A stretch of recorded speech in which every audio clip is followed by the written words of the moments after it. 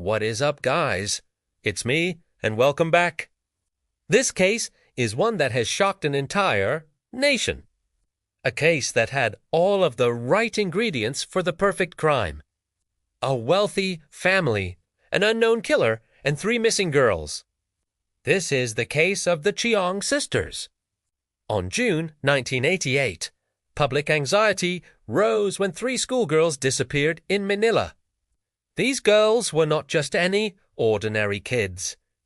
They were the daughters of a well-known family in the country.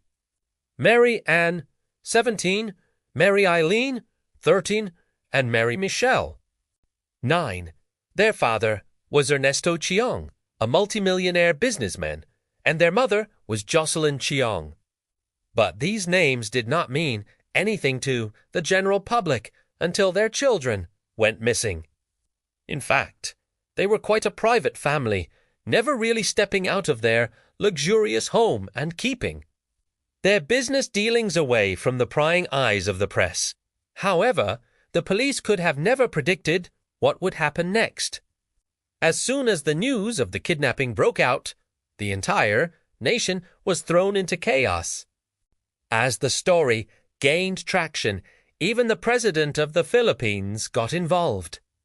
And, before long, everything started spiraling out of control. So, what exactly happened to the Chiong sisters, and who was responsible for this heinous crime? Let's find out. It was a Saturday morning when 17-year-old Mary and Cheong left their home in Caloocan City to go shopping at a mall nearby with her 2 younger sisters. The girls were only gone for less than 30 minutes when suddenly their mother, Jocelyn, noticed that they hadn't returned home. At first, she wasn't too worried and assumed that they were just shopping or hanging out with friends. However, by 6 p.m., the girls still weren't home. So, Jocelyn called up her husband to inform him. Together, they waited until 10 p.m., but there was still no sign of their daughters. That's when they decided to report their children missing to the local police station. At around 11 p.m., they received a call from an unknown number. On the other line was a man who introduced himself as a certain Robert and claimed that he knew where the girls were. He told the parents that their daughters were with some friends and were going to be home soon. Although this didn't make sense since the girls would have informed them if they were hanging out with friends, they still waited. But when the girls didn't show up by 1 a.m., they decided to visit the nearby malls and fast food restaurants where the girls might have been, but they couldn't find them anywhere.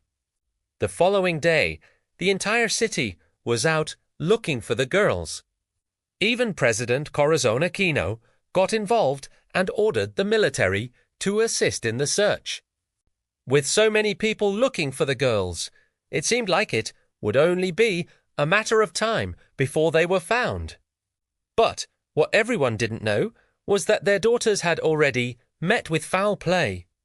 When they learned that the girls had been missing for almost 24 hours, Ernesto and Jocelyn, Cheong offered a reward of 5 million pesos, around 180,000 US dollars, to anyone who could provide information leading to the recovery of their daughters. Shortly after, investigators began receiving numerous anonymous tips, all pointing to different locations. They searched every single one of them, but it was a wild goose chase. However, the most valuable lead came from a young boy who claimed to have seen the girls being forced into a van by armed men. Based on the description given by the witness, the police were able to identify the vehicle and traced its owner. They then discovered that the van had been rented by a certain Romeo Jalosjos, who they believed to be one of the kidnappers. A few days later, authorities finally caught up to Jalosjos and brought him in for questioning. At first, he denied knowing anything about the crime, but eventually confessed to owning the van and admitted to being one of the kidnappers. According to Jalosjos, he was hired by a friend of the family, a certain Douglas Carino, to rent a van and pick up the girls. After they kidnapped the girls, he drove them to a farmhouse owned by Carino's brother. There, the girls were held captive for several days, while the kidnappers demanded a ransom of 30 million pesos. But, before long, the police managed to recover the bodies of the girls. Following his confession, Jalosjos led the police to a shallow grave, where they found the body of one of the sisters. However, the search for the other two girls yielded no results. Eventually, the police were able to dig up another shallow grave where they found the body of the second sister. The third girl, however, was nowhere to be found. The police continued to search for her for weeks, but it seemed as if she had vanished into thin air. By now, the whole country was up in arms, demanding justice for the Chiong sisters. The government was under immense pressure to solve the case, and the police were desperate to catch the remaining suspects.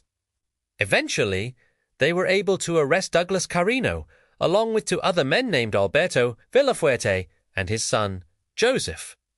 During the trial, Jalosjos testified against the three men, providing all the details of how the crime was committed. He also told the court that it was Douglas Carino who strangled Mary and Cheong, while Joseph Villafuerte took care of the two younger sisters. Despite all the evidence against them, none of the men admitted to the crime. They claimed that Jalosjos was lying and that they were innocent. As the trial dragged on, the family of the Chiong sisters grew impatient with the slow pace of justice. They began to question the integrity of the legal system and felt that nothing was being done to punish the guilty. Tensions were high as the defense tried to poke holes in Jalosjos' testimony, planting seeds of doubt in the minds of the jury.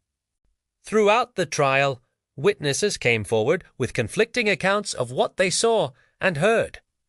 One witness claimed to have seen the girls enter a car with Jalosjos, while another said they saw the girls with Douglas Carino. This conflicting evidence created confusion and made it difficult to piece together exactly what had happened to the girls.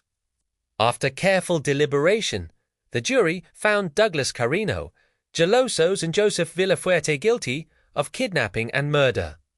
They were each sentenced to life in prison without the possibility of parole. Meanwhile, Alberto Villafuerte was acquitted due to lack of evidence. However, despite being convicted, the three men maintained their innocence, claiming that they were victims of a conspiracy.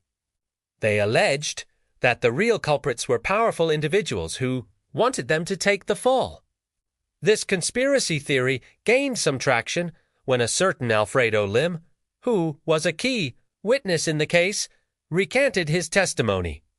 He claimed that he was coerced by the police and that he had not seen the men with the girls. As the years passed, the case of the Chiong sisters continued to make headlines. There were numerous attempts to reopen the case, but all of them were unsuccessful. Many people still believe that the three men were innocent and that they were framed for the crime. Some believe that the real killers were never caught and that the case was mishandled from the very beginning.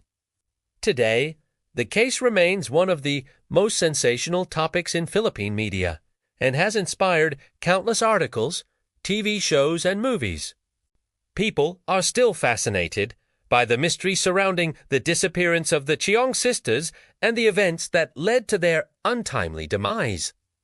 Recently, the case has seen a revival on social media, with people calling for justice for the victims and demanding that the case be reopened. An online petition has been gaining traction, with thousands of people signing it and sharing it on their social media accounts. The petition calls for the government to conduct a thorough review of the case and to bring those responsible to justice. As the case continues to be discussed online, many are hoping that new evidence will surface and that the truth behind the disappearance of the Chiong sisters will finally come to light. It asks a tragic case that has haunted the Philippines for decades, and it remains one of the most perplexing unsolved mysteries in the country's history. So, what do you think happened to the Chiong sisters? Do you think the three men were really guilty, or were they just trying to protect someone else? Let me know in the comments down below. If you enjoyed this video, please don't forget to leave a like and subscribe for more content. Thanks for watching. Stay safe, and I'll see you in the next one.